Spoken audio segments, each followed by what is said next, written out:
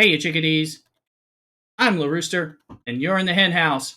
We are looking to give our grade for Deep Space Nine Part 3, Arc Part 3. All right, we're ready to look at that, and we're going to get into that. Just to give you a heads up, all right, we're looking at a solid B or a grade. I'm curious what you're thinking. Make sure you put your comments down below. Remember to like and subscribe. Y'all have pushed us into partner and YouTube partner, so I appreciate that. We also now have memberships available in YouTube if you would like to support the channel. So remember those thumbs up, subscribes, consider a membership, etc., and check out the links for Twitch and Discord. One of the ways I like to go through and grade these arcs is to go through the Discord. I use my Discord, which has the news feed from STFC regarding the updates, regarding the problems and all that, to really kind of encapsulate my memory. So that's what we're going to do. Let's look at the first stuff that comes up here. And remember to join the Discord so that you can get that easy feed to get the Star Trek Fleet Command news that you need as well. Okay, so the arc started on November 8th for us. We got Wei Yun and the strike team for explorers to kind of complete that meta for interceptors and battleships and now explorers. So we have Wei Yun and the others that helps us with that whole battle. And now we've been able to earn them. One thing to talk about that, which is how we got Wei Yun. They seem to have modified it a little bit, so we had an easier time of getting Wei Yun than we did Gul Dukat, the previous arc. So that's a positive that I want to highlight. It still wasn't so great because of those weird spending milestones that then gave you the RNG and kind of made you more encouraged to purchase in order to fill that out. I ended up doing a little bit of spending and a lot of chasing in order to get him unlocked, just barely. And I know many people weren't, and some people aren't willing to spend, and that's fine. I don't necessarily encourage you to spend on these RNGs. Some of that we checked out on stream. But also the addition, we had 2 of the weeks they finally gave us back. They gave us a cross-server SLB for Gul Dukat, which also paid out, helped us with Wei Yun and Gul Dukat. Now that I want to give props because, of course, Gul Dukat was really difficult unless you were buying him the previous month, which was a big negative as far as I was concerned. So having a chance to earn him this time helped. I hope they continue something like that with Wei Yun into the future, and and Gul Dukat if needed, depending on who we need. Let me know below who you're struggling with the most. But so I think that was a positive.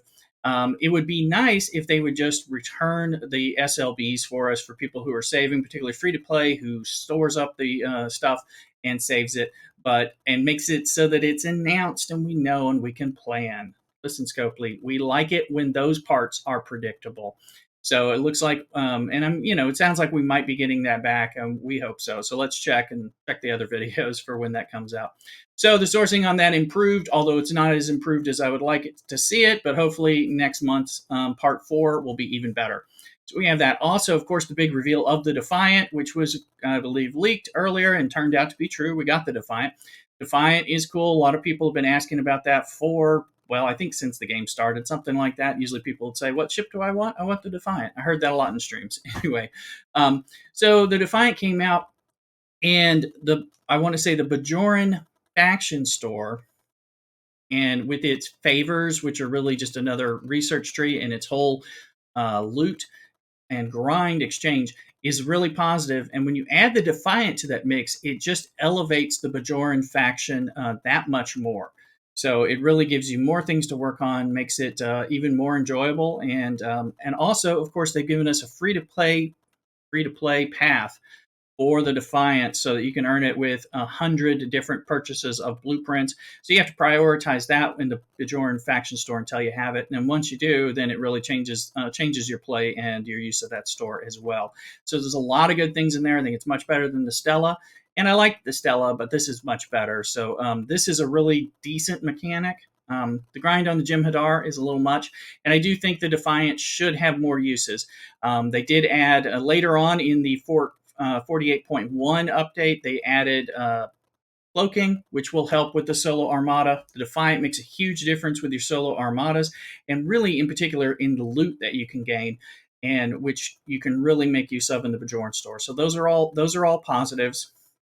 And we've got that. So now you can do that. Also, they added in the Armory as part of the 48.1 update. And the Armory, again, free building that free to play can build up. It's slow to build over time, but it gives us buffs. Everyone can use them. So that's definitely a positive. Just like the Treasury, the buffs that we get related to mining and cargo from the Treasury are good and available to all. This is for the Armory. This is another good building addition. So props there. So let's see. Looking through. One note to point out, the spy story. The spy storyline has started at the beginning of Deep Space Nine. It is a nice idea, and I want to give props to Scopely on this. I think it's been fairly poorly executed. A lot of it involves some, kind of awareness of how to use the store, how to use the spy events and the event stores when they're related. And the communication has just not been very clear enough. It's taken a few months to get there. And really, we're not getting enough stuff with regard to that. Some of the elements are still unclear. Although, of course, at this point, we all know we're looking, trying to figure out our spy, and we're going to get some kind of reward later, which is good. But I think we could enjoy this a lot better with a lot more clear communication from Scopely about some of the mechanics and how they work and what you should be trying to do, what you should be spending versus saving, because that becomes really kind of a question for a while, and we've had to turn to content creators to get the information out. So I don't think that's the best way, Scopely. So another reason it's kind of a knock on the arc so far. Okay, the Treasury banner bug. By the way, have you heard that your Treasury may be full and ready to be unlocked? Yes, that was more than annoying. This is a big bug that was happening and affected people's ability to play the game for several days. It affected our enjoyment for playing the game, no matter what, during that time. So that's a big bug, and Scopely, you got to test that crap and keep that at a live production there. Okay, so catch that first and fix it. Now, the compensation of the 40 days of the Elite Allowance Pack pull, wonderful. All right, really props. It's almost as if you hadn't made that horrendous bug and ruined the game for a few days, that compensation chest would be just so good. It was really the kind of compensation that the players deserve when we're dealing with some of these things. Just imagine what kind of compensation we deserve for the Actian Apex hostiles that have been broken since launch. Maybe you could try fixing some of that. Anyway, the compensation was really good for that. So props there. It almost, but not really, not quite, negates the fact that there was such a big bug.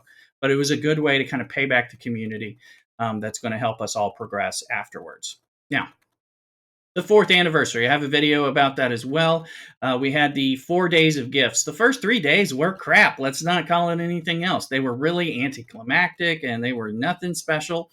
I don't know about you, but I was like, ugh, this is junk. But we heard that we were going to get a good reward.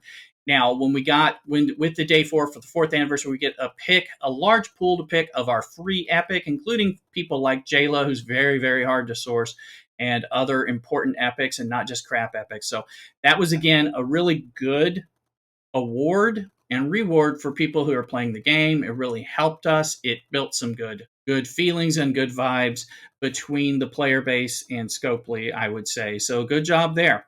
Also, regarding communication, I talked about it. We had a little bit of stuff. They did give us some information about the espionage event and about when to spend the last of your isolinear rods and things like that. So that was good. Scopely, please just do it better the whole time through, and that would be much better. So we're in there. They've been also announcing the stuff that's going on after the arc is over. And I would say, looking at that, it really gives us to justify this B grade rating that I think is fair. This is a good arc. This is the best Deep Space Nine arc that we've had so far. I hope it's better. Another thing that I'm a little worried about, one, we'll see the culmination of the espionage event, and hopefully that makes it worth some of the frustration that's been involved with that. But also, what are we doing with starbases? They're really kind of useless right now. The research tree is great, but the Starbase itself is not an engaging concept, and it's really just something that some people in each person's alliance have to deal with. And it needs to be more important and do something. So I hope they really tie that together and hit a home run with the end of this arc for that. And if they're not, they need to let us know what the plans are, perhaps like in something called a roadmap, which would be nice to see. that tells us what's happening with the Starbase, so we know it's not just laying out there.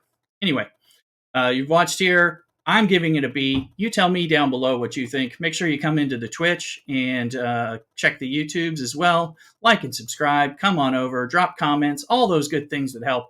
Y'all take care. And cock-a-doodle do.